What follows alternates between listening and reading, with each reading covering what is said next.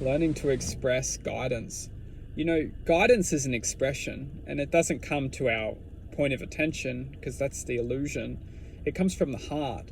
The heart is essentially acting as like a beacon, and even when we're not even connected to it, or we feel completely disconnected to it, it's always acting as a beacon because it's always sending intuitive kind of experiences into our lives for us to be able to resemble with them, for us to try and trigger some kind of shift within the programming of our point of attention. We're so programmed that the point of attention is oftenly and honestly being just predicted into states of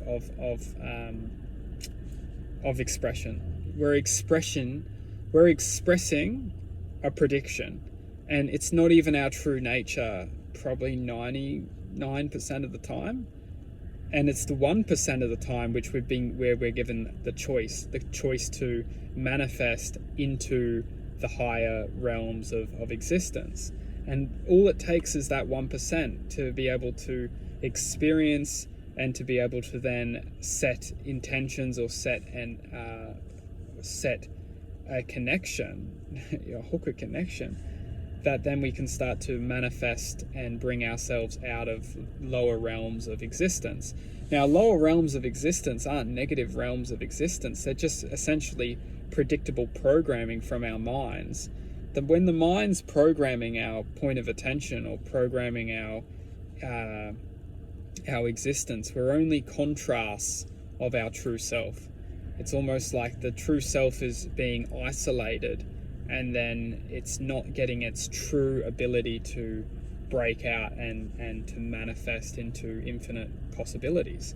It's literally just being held back and suffocated, and then our point of attention is then just influenced.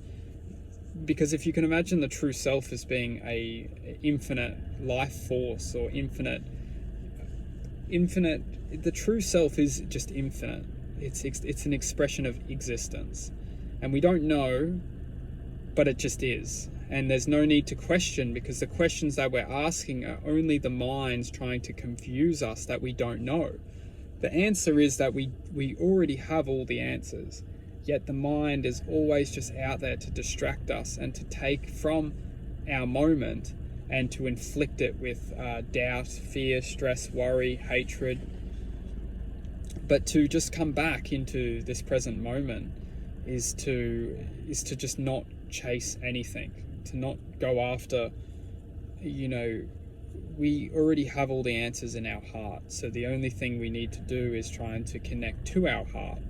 And therefore, when we can start to connect to our heart, we will start to bring justice into this world, because we will start to understand what's trying to take us away from our heart, what's trying to, and finding and connecting to the heart is just learning to be compassionate to the self, is learning to understand the self, have time for the self.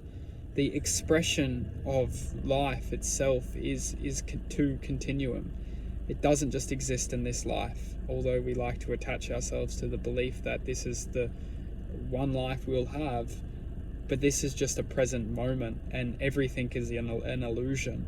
So the existence, our intuitive channeling to the divine, doesn't have a restriction on time or value, or it's just an essence of being.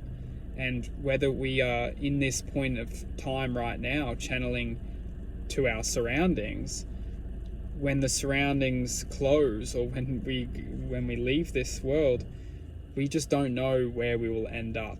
But what we can truly understand is that we have the power to manifest within this world to bring us to a point of gratitude, where the senses and the expression of gratitude will have a